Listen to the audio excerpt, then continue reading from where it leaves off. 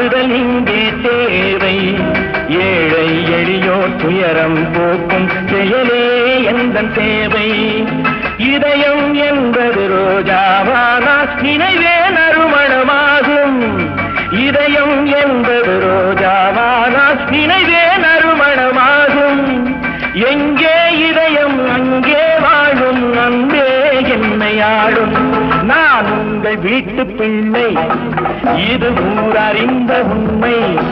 நான் செல்லுகின்ற பாதை பேரறிஞர் காட்டும் பாதை.